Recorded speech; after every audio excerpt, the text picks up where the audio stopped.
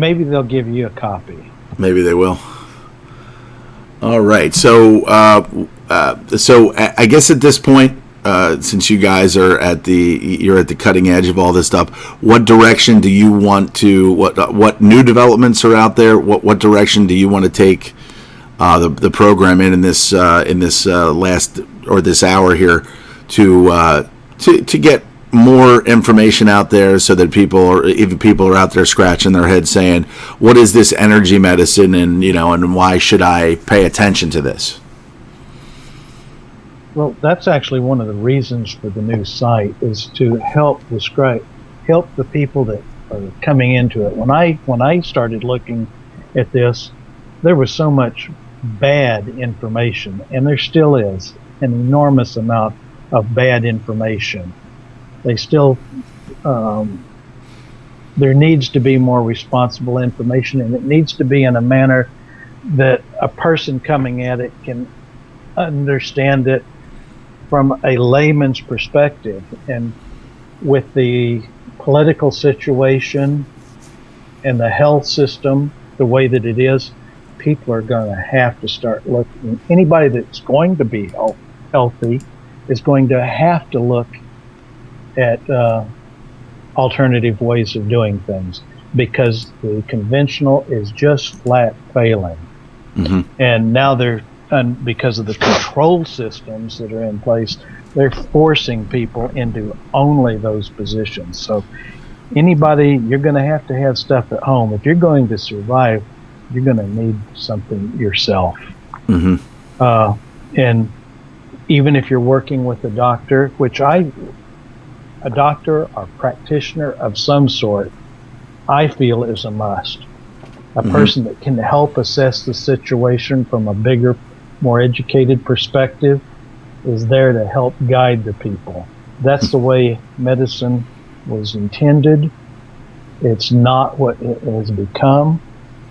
And unfortunately, that what it has become is just flat failing everyone. So, well, it's just like anything else. It's not broken. It was meant to do exactly what it's doing. It's meant to be as... It was meant to monopolize. It was meant to monopolize, and it was meant to be as, a practice. So that's why all these things are thrown out there, like, we're practicing medicine. We're a practice. And I don't know how that would make anybody feel confident in any way. But the... Jimmy put out a good book on pulse tech research called The Electric Human, and it goes into the history of rife, and it goes into the history of the trial of Morris Fishbein, and him being responsible for more deaths than Stalin. And actually, The Electric Human is a book that Dr. Steve Haltwanger and I are working on. It's going to be done in multiple parts. Part one is basically the history and the foundation. I think at the very end of that, I put what each of the three parts is going to be. Part two, we're well into. It actually describes some of the overall parts of the mechanisms. Part three is going to be getting into the really detailed stuff, which will be more than what most people will want to see. Mm-hmm. And then part four is going to get into specific, for lack of a better word, treatment, but specific strategies mm-hmm. For getting into the things. And then the appendix area is enormous, but the appendix mm-hmm. is largely going to be the documents that we are posting in the reference library. The places we do a lot of the references within the book will oftentimes be referencing technical papers. The technical papers will be, or if at all possible, will be posted in the reference library. Awesome. So a lot of the book, even though the overall book will be probably sold as a Kindle book, but the majority of the book that people want to see will be always made available for free. And part one is put up. Part two is just about done, and it will also be posted. And that's the majority of what people will see. all the references that we are able to put up.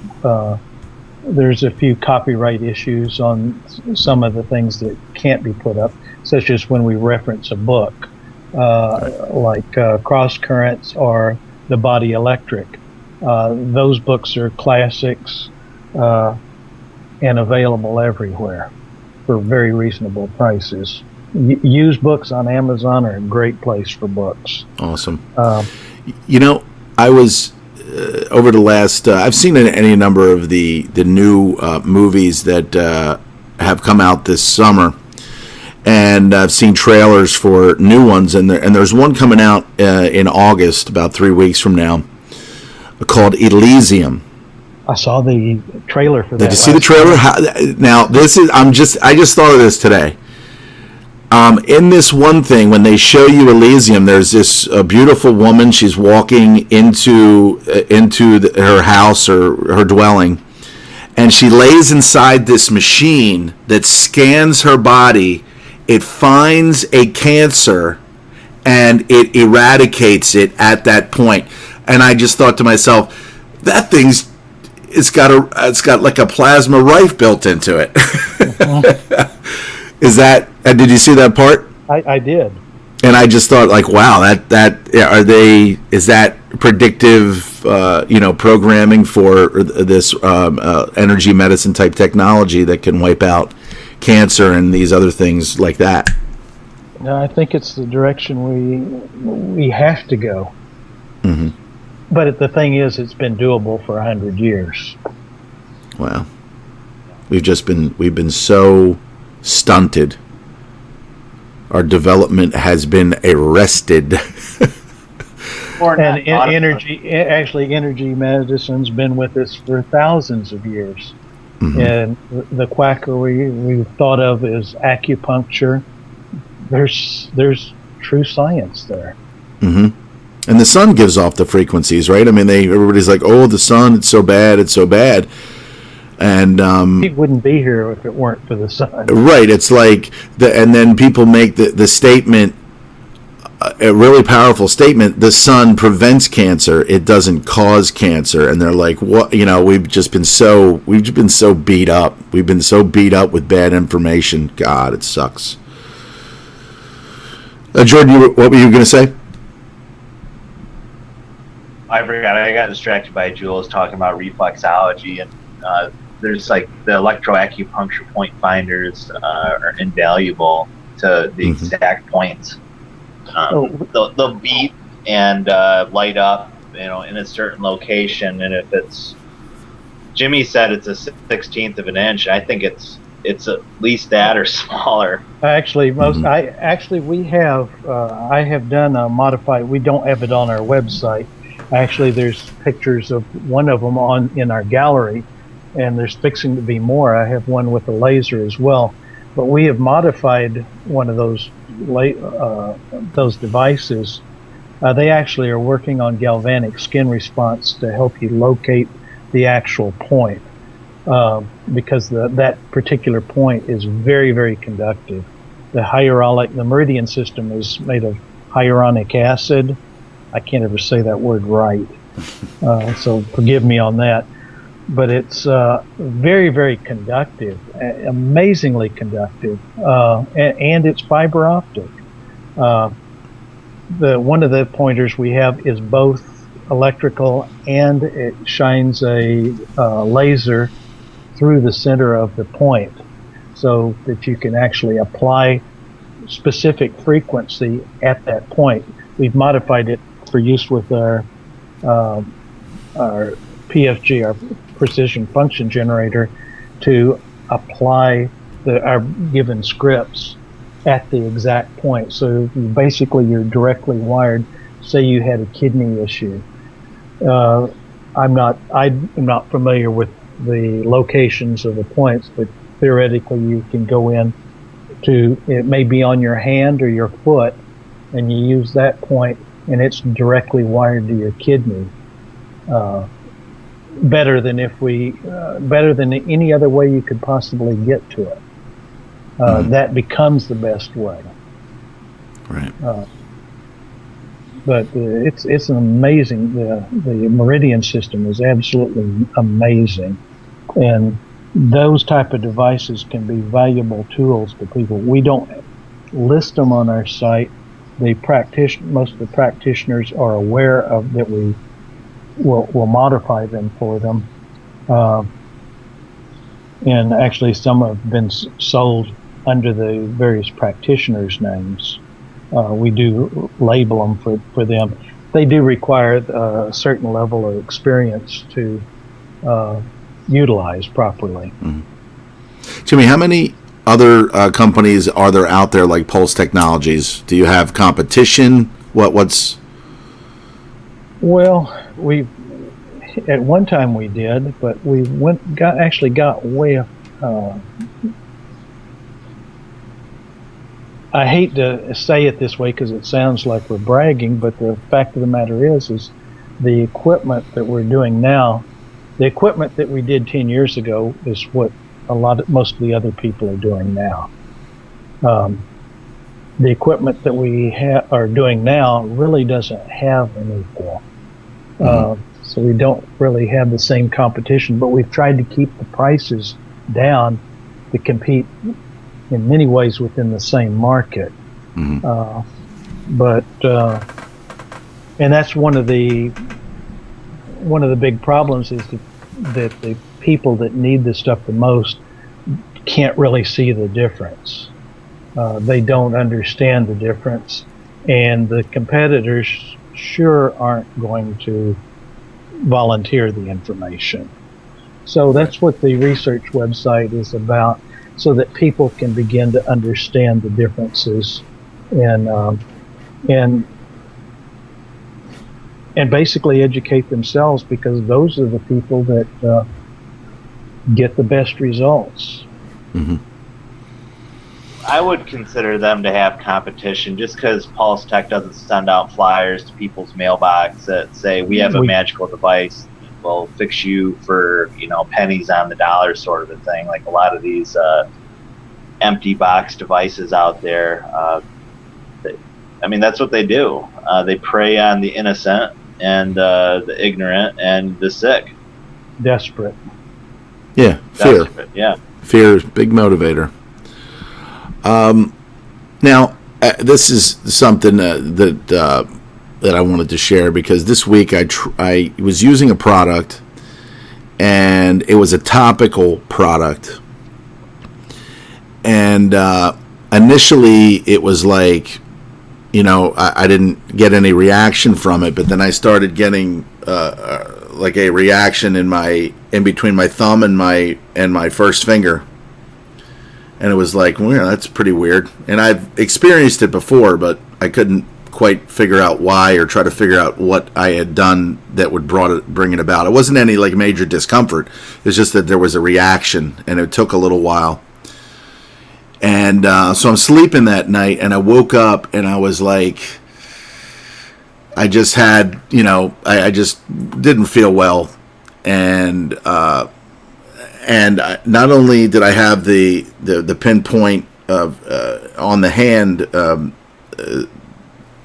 kind of symptomatic thing, but I also had like right in the travel up my arm to my elbow, and then like right on top of my right on top, it hurt right there, and then the same thing on my other arm in this one small area. Okay, and so I got up, did my business, and then went back to sleep, turned the TV on, and then eventually fell asleep again. So at that point, I knew that I had a reaction from this. So the next day, went to my chiropractor, who's also, again, a kinesiologist, and he tested. I had two products that basically were for the same thing. One was a powder, one was a liquid. And he muscle tested me, and I failed the muscle test for the liquid, which I knew because of the reaction that it gave me. And I pointed out these areas, and he was just like, that's like liver, gallbladder.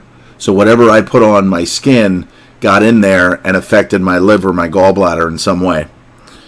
And the other stuff was fine. The powder was fine. So this is just, this is I hope I didn't do any like major damage or anything, but how the body is affected by this particular thing.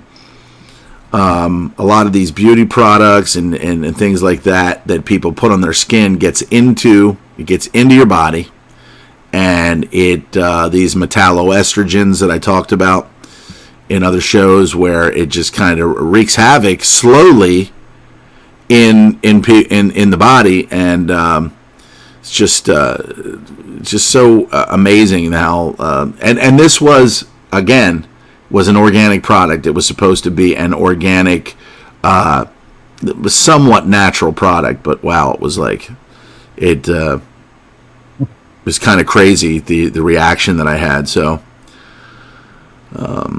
have you ever had anything like that? Any kind of topical thing that you've put on, or that has had an effect like that on any of you or Jimmy or Jordan? Well, think about it. Poison ivy's organic, and that wouldn't be very good for you.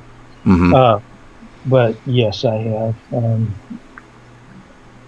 Right. Especially when you find out some of the things that would be organic are actually synthetic.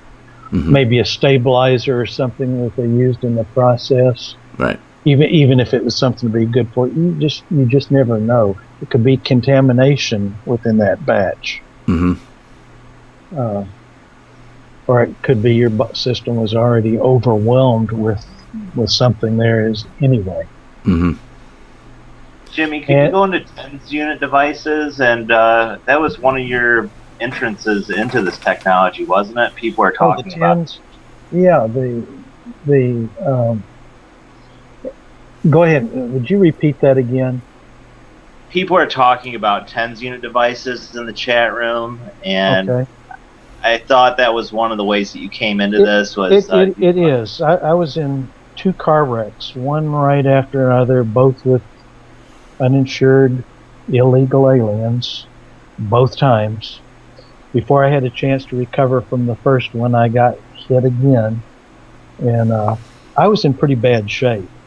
The only, and you got to remember, at this time, this was in the late 80s, early 90s. I was, conventionally thinking, period.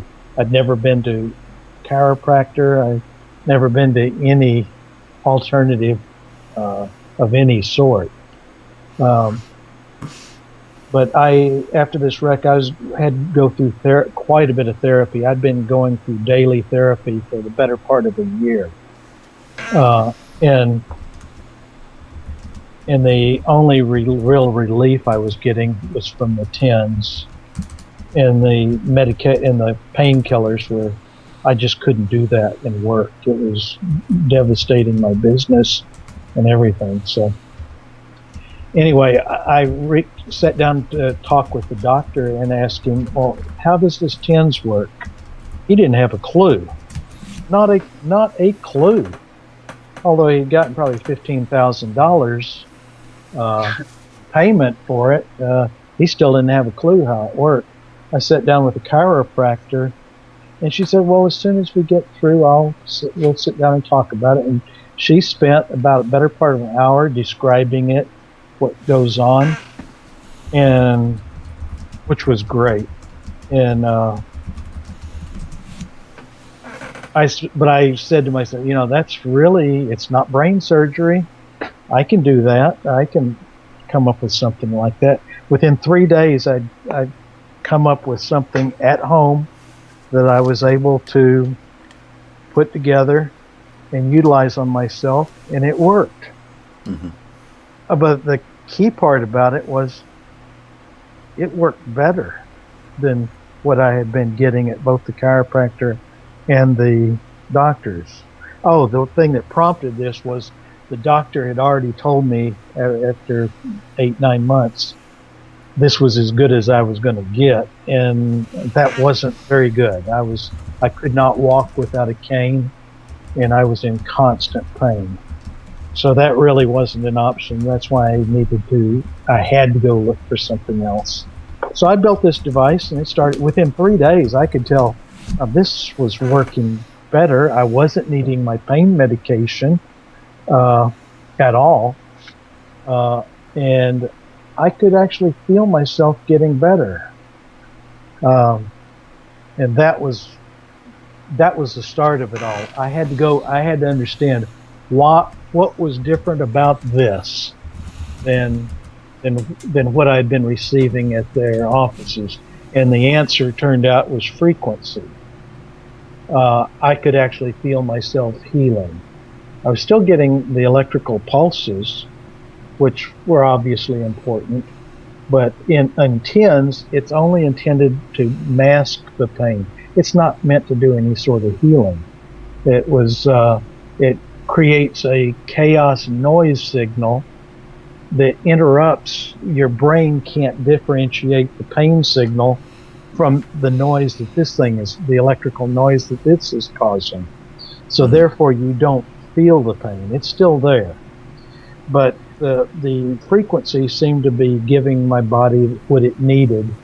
The frequencies, plural, seemed to be giving my body what it needed to get better and heal.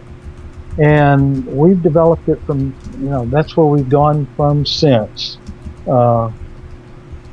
Like I went into this just as skeptically as when I first started reading about rife.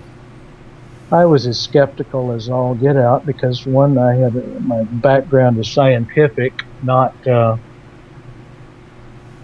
medical, never has been medical. But I knew the mechanisms that they were describing in rife, such as shattering a glass like the Memorex commercials, which I found out, by the way, are out there on YouTube now. Oh, nice. They are. I wanted to grab a couple of them. When they were out there. I remember those old commercials with Ella Fitzgerald. But that's not how it works. That describes the mechanism of how energy is transferred, but it doesn't really describe how the pathogen itself is destroyed. Right. We have done more research and found out that there's with some excellent doctors in the first part of the last century that did a lot of work on the electrical mechanisms and what actually holds the cells together. And it appears that has far more to do with rife than what most of the rife community thinks. And this isn't opinion. This is based up with scientific evidence, fact, experimentation, and it appears may have even a more close relationship to Mr. Royal Raymond Rife than anyone has ever thought. But the mechanisms, he's absolutely right about what he did. He never said that. He never announced the mechanism that caused the effect to occur. He may or may not have ever known, but some of the things that he was doing probably played a very important part. Some of the things he did even before the Rife Lab years probably played a very important part in some of these experiments. I'm going to go into this probably in an article that will be in our blog area on the research site, probably within the next month or two. I'm still gathering evidence and substantiating material. Part of this is speculation. Part of it we already know to be fact. And this will be on the research site? It will be on the research site. Great. I went there. It looks amazing. Well, it's like I say, it's got thrown up a couple of days earlier. Some of the stuff is up a month earlier. By the way, Nina Silver, I know y'all have had on your show before. Yeah. One of the articles probably coming out next week. Well, she has allowed us to post one of her major appendices to her book that has to do with the various mechanisms of healing, and that will be up there. Will be placed up there, free for distribution as well. Great. And have to thank her very much for that, because it's so pertinent, especially coinciding with the Poor Man's Rife project. We hope a lot of people get good use out of that, whether they build the device themselves, which we hope. I think we may also be making the tube available for the people that don't mind handling a little bit of simple electronics. It will. I think we're going to make the tube available for those individuals as well. But the kit is actually made for somebody that can't do any electronics at all, but still wants to put together a good kit, or put together a good simple plasma project. Right now, it's already running from 0 to 10,000 hertz. I suspect we'll probably get it up to 15,000 before we release it. We're working with the tube manufacturer. It will be a quartz tube, which our work has shown. All of our units now have quartz tubes, which is not something that's as easily done. The leaded glass that people use are exactly the thing that most of the experimentation has shown over the years, that it filters a lot of that communication signal that goes on. So we opened it up. It's a wider spectrum emission is allowed from the tube, and I think it's something that many people are going to enjoy, and at least get them into it and looking at things a little bit closer. And if at the very least, it's sure affordable. I'm liking the sound of that $500 device. I'm thinking it's going to be in my repertoire soon. We're actually shooting for $475. There you go. But every effort is being made to keep it under 500. And like I say, this is not a money-making thing. This is something that we wanted to make available. Mm-hmm. And Pulse Tech, the sales website, has agreed to do the actual sales, mm-hmm. through the regular processing and stuff.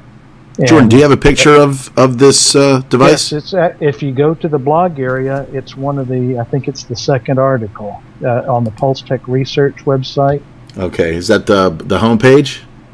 No, if you look, there's a tab called blog, and then down below the slider that's there, mm-hmm. is a blog area, and that will take you to the proper page.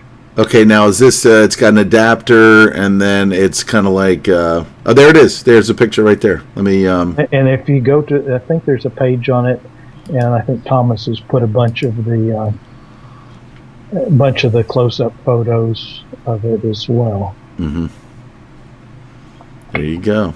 But trust me, this is simple enough that anybody can put together. There's basically 3 modules there, and... mm-hmm. Only 4 connections. It looks like some of these things that I put together as I went to a high school where I had a shop for half of the day, and I was in electronics, so I was taught DC theory, AC theory, and then of course digital theory and things like that.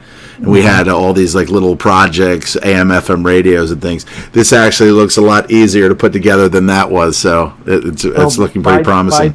By design, it is. Mm-hmm. And that was the whole point, was to make something that anybody could put together. Because I know, even though it's a very simple circuit, mm-hmm. a lot of people don't understand about heat sinking and cooling and how important that is. Of course, there's an oil-filled... Well, you got the heat sinking. You need somewhere to off the heat so that the heat will travel into a plate, right? Yeah. And then it'll emit the heat will radiate off of that plate, right?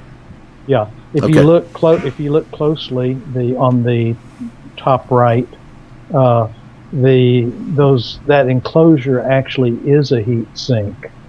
In the On the right, the one in the that's, upper right-hand corner? the module that's in the back, Okay. where the power switch is. Mm-hmm. Okay, I see. Yeah, That's that did. I actually thought that's that looked actually like a heat sink. That that's definitely looks like actually a heat two sink heat device. sinks and a fan in the middle. There's Okay. a cooling fan in the center. Mm-hmm. So it's actually pulling it in one side, pushing it out the other. Awesome. It's a high velocity fan. The coil is air cooled. It's been staying. I don't think it really even gets warm until it's been running an hour or so. And so this gives the tube is going to be a high performance tube. It's going to be specifically designed for that area. We've actually got one of our P3 Pro tubes there, and I was easily able to get it to 10,000 hertz. But the fact of the matter is that's actually quite an expensive tube because of all the extra noble gases we have in it. The xenon is expensive, and krypton is really expensive. So that's basically the most expensive part on this poor man's rife is that tube. Oh yeah, yes. Okay. And the one that is being developed specifically for that project, and which will actually operate better than the tube that we have there. The tube that we have there is made for much higher frequencies and a much harder drive. I was actually surprised I was able to get it to 10,000 because it's actually should be much harder to light at those low frequencies. It was not made to operate very well at the low frequencies. The gases are basically non-conductors in the gas state. And that tube, is that considered a vacuum tube inside there? It is. Yeah, it's actually cold. I think it would be more referred to as a cold cathode tube. But there's gases moving inside of it? Oh, yes. There's Wow. in that particular tube, there's argon, neon, xenon, and krypton. And for these gases, those gases are needed to be able to create the frequencies that are required. Actually, the tube itself is considered a high-speed switch. Actually, we talked a little bit about this before, possibly on one of your previous shows, but you've noticed when you flip a light switch on, and everyone's done this, you flip the light switch on and you hear a pop on the radio that may be sitting in the room. When you flip the light switch, when the contacts met, there was a little arc when the switch contacts made contact. And that travels through the network. Actually, that little arc, the little light that's there, was a plasma. And there was an emission that occurred, and the radio picked that up. And what we're doing in many ways is very analogous to that, except we're able to do that up to 150,000 times per second. And we can do it at absolutely controlled rates, frequencies. So basically, there's pretty much a steady stream. That emission that went out to make that radio pop, we're doing much the same thing in that plasma tube, except instead of being, a 64th of an inch, we're doing it across, 12, 16, 18, whatever our tube size is. Is this capable of multiple frequencies, or is it only capable of a specific frequencies in a small range? Oh, well, that's kind of a loaded question, but to answer your question is it's supposed to be one frequency at a time. Okay. And the reason but it does give off harmonics. Okay. But those that is not the same thing as multiple frequencies. Just other harmonies of that particular frequency. Yes, harmonics that are, it's like the note C is actually all the note C's. All the note C's, you press center C on a piano, all the other C's are resonating as well. I got a C right here. Hold on.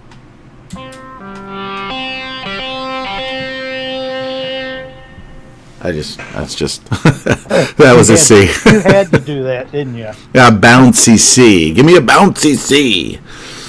But the one of the things that is constantly brought up, and one of the things actually we will be discussing in the education process is the issue of multiple frequencies. There are people that advertise we can do 8 frequencies at a time, or however many at a time, which is absolute garbage. Those people are targeting the unsophisticated user or the lazy user, or both.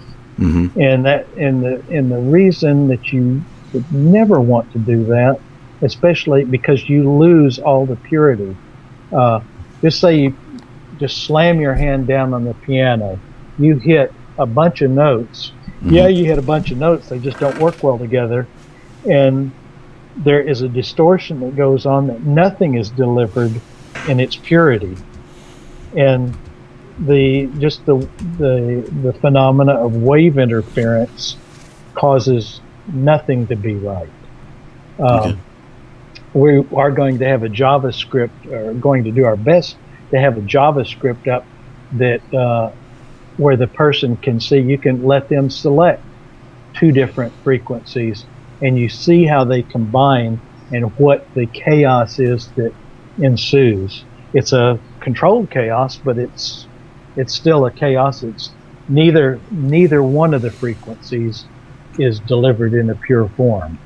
Right. And I would think that they would kind of entangle in a way. I mean, if now I'm going to try to explain this the way I think this, where this goes, but if somebody has a specific pathogen or a specific type of Lyme bacteria, which the Zyto and other different diagnostics can pull out, you want to use, set this for that particular frequency that's going to weaken that bacteria. Is that how it works? Correct. It basically where it absorbs that frequency that it resonates with. Okay.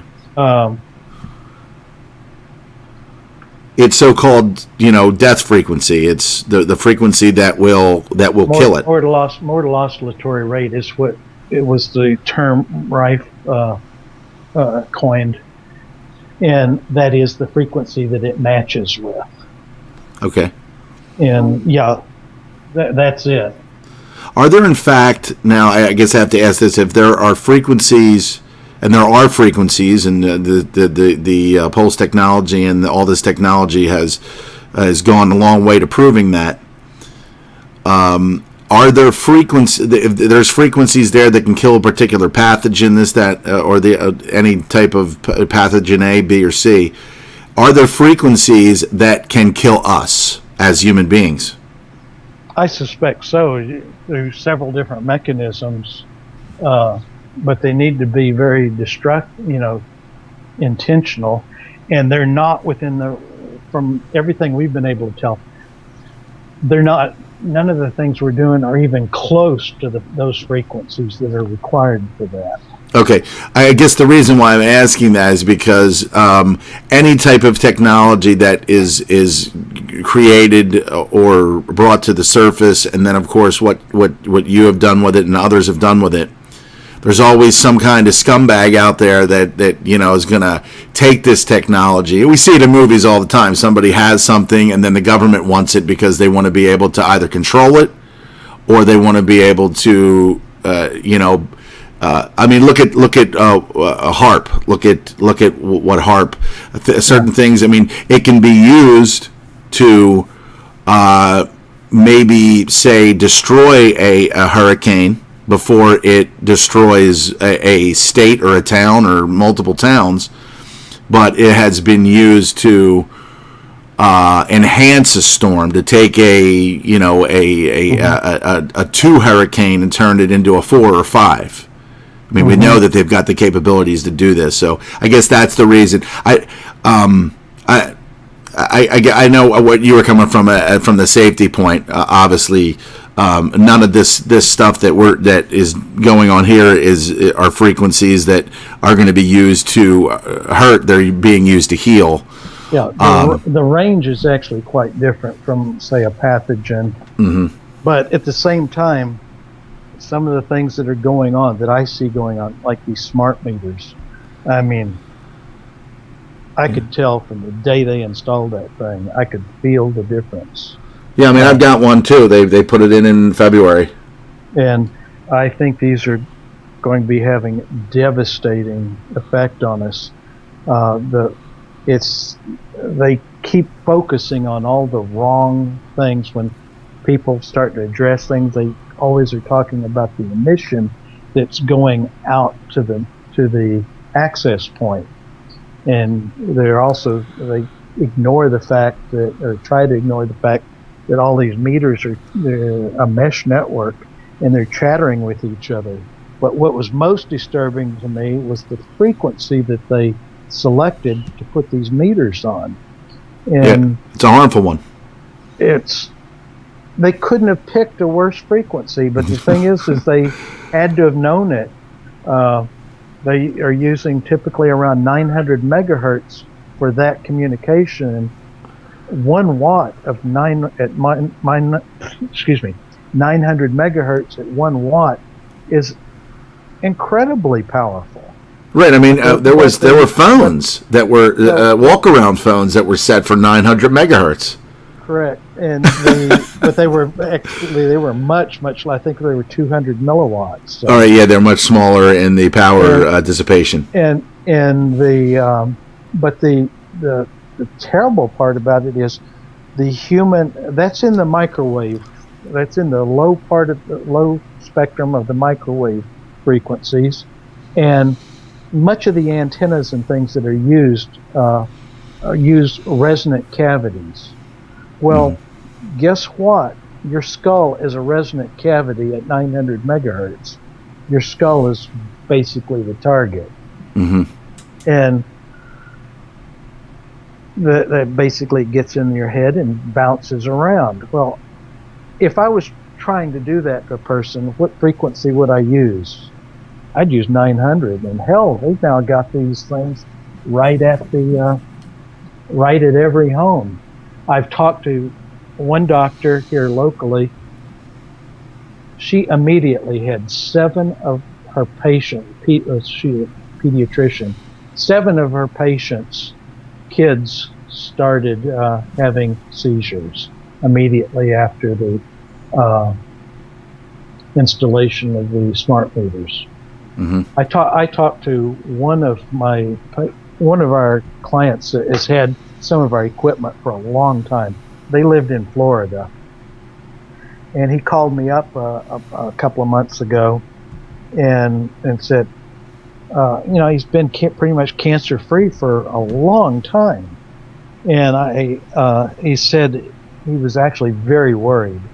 He said his cancer flared up, and I said, well, are you using the equipment? And he told me no.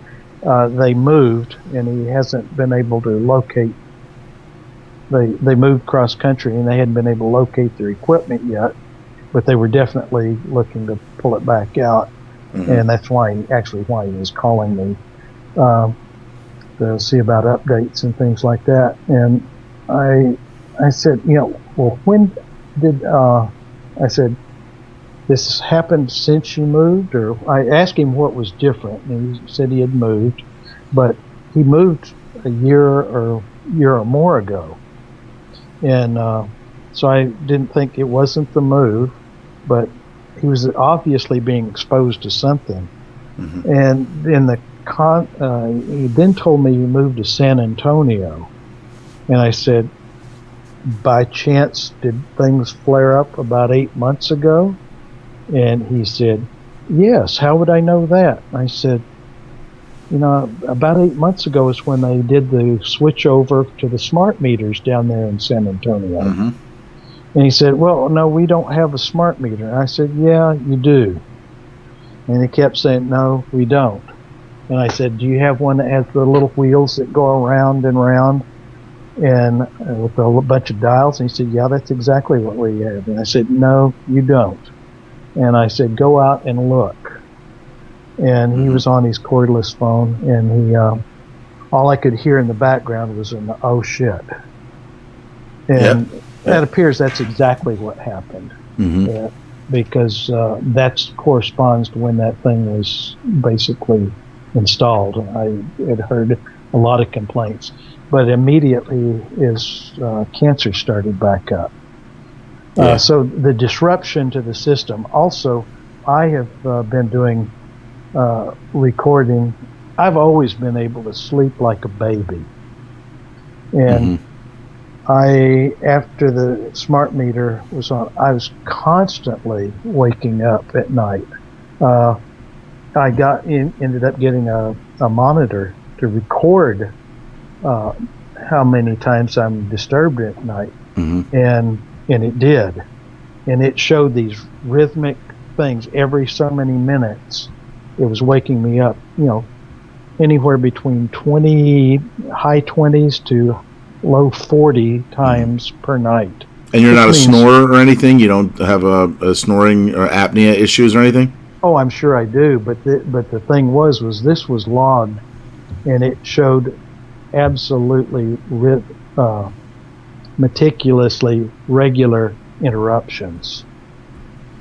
Every hour on the hour, every hour, maybe 11 minutes after the hour, every hour, every 23 minutes after the hour. Right. I mean, it just showed there was something that was disturbing me, and I'm sure it was my meter and my next door neighbor's meter. The intensity is enough that it actually is disturbing the sleep. Okay.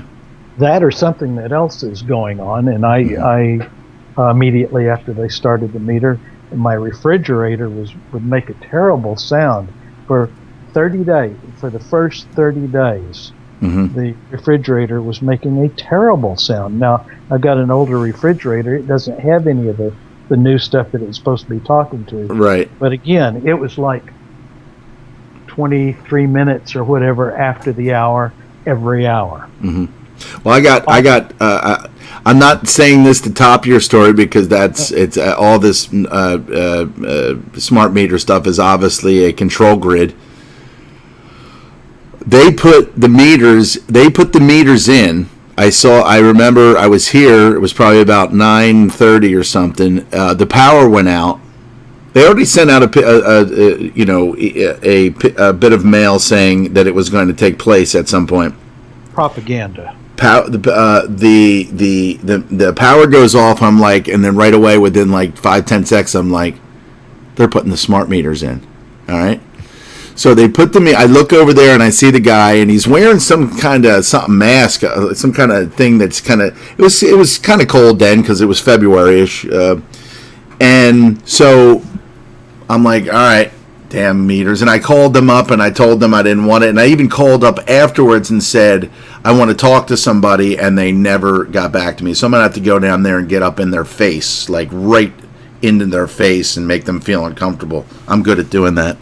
So later on that night, I'm sitting here. It's probably about, say, 9 o'clock. And I am I got the internet up and everything, and I've got my iPad, and I'm remoted into some of the people that I support, some of these mortgage people and stuff that I support. And then next thing you know, I hear this explosion and a flash outside of from the window, which is right there, which is pointing right out to the street. All the power goes off. the installation, and I'm out here and I'm telling people out on the street, I said the installation of all these smart meters today, I said they installed these smart meters, caused the transformer up at the end of the street to explode. Now, I don't know why that would happen or what, but big explosion, big flash of light, power goes off. The night of the day that the smart meters were installed on all the properties in this particular area. We had the same thing happen shortly after. It wasn't the same day, but it was, I would probably say, within a week's time. And Transformers? We're out of power for some time. Because something inside the smart meters did not sync up or handshake properly with the transformer, and they probably had to put something on there to regulate it or whatever. We haven't had any problems since, but again, I called them up and I said, you put these meters in and the transformer blew up at the end of the street. I said, I want to talk to somebody, and they never got back to me. They're not going to either. And they're not going to either, is right. They are ignoring. I started. Well, there's a woman, Jimmy. There's a woman in Texas who, and I heard this on Jones Corporation, that she, and I'll try to get the information, but she's been successful in having them come out and remove them and put the old the meters back on. So, I mean, if you've got a residence down there, if you have your own home down there, you could probably tell them, look, get this thing off. I actually talked to some of the state representatives and found out that were on the medical board that were involved with this, and they said they were not informed of a lot of this stuff. And they said when it was submitted, the bills and stuff that they were looked at, even the guy that wrote it said this was always meant for it to be an opt-in thing, but the way it got finally implemented was not an opt-in. Right now, the Texas legislature is trying to pass a thing that will, this is my understanding, trying to get it where they will have to come replace them with the conventional analogs upon request.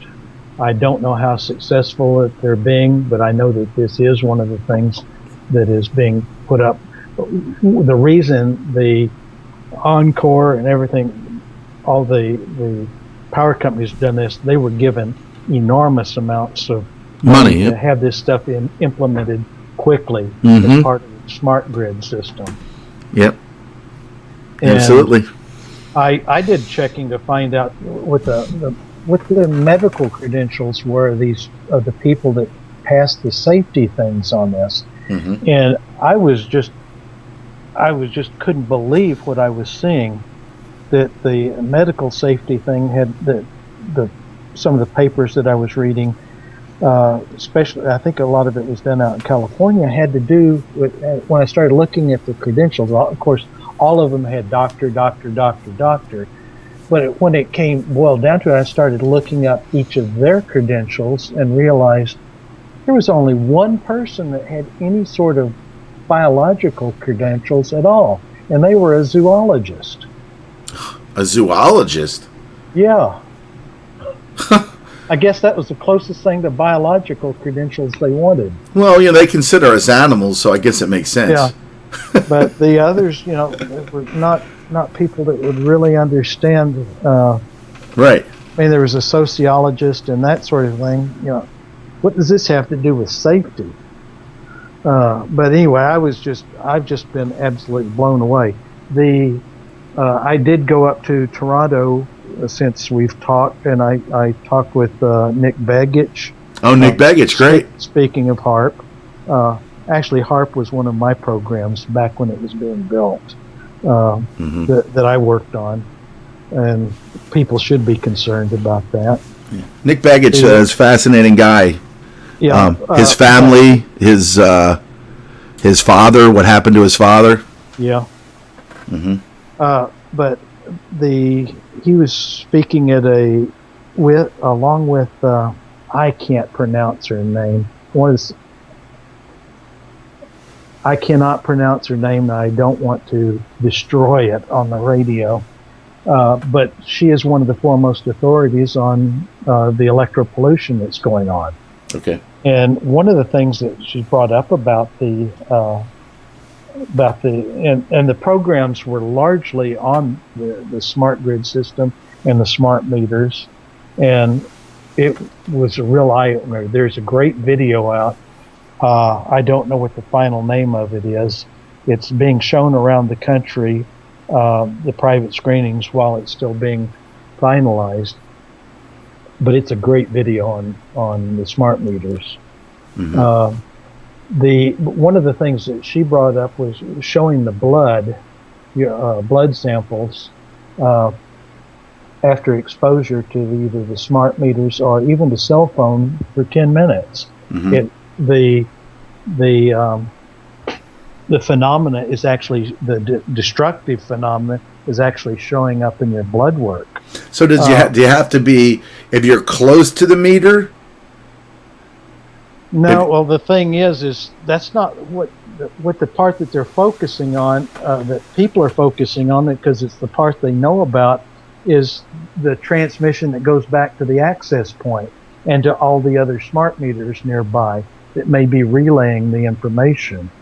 And when it gets down to it, they're completely ignoring what's going on inside your house and on your house wiring. Of course, there's probably not a room in your house that doesn't have the wires wrapped around in every wall and over and below you, that the wires are routed, and you're basically in an enormous electromagnetic field regardless of the room you're in. And so you're getting exposure that's being modulated and being messed with, and that's localized. They can basically get you with whatever type of signals that they want after that. I guess that goes to my question: are there frequencies out there that can kill a human? Well, that's what actually got me to bring up the subject, mm-hmm. and why this subject was brought up. Yeah. I think in the case of these kids, the cancer, if you really want to get into mind control, I think this is where some studying needs to be done, because that's going to the subduing of a population. Yep. You just don't get away from power very much. Nope. All right, we're down to the last 3 minutes here. Wow, this 2 hours it just went. Oh, the 3 hours, but the 2 hours with you and Jordan have just incredibly flown by.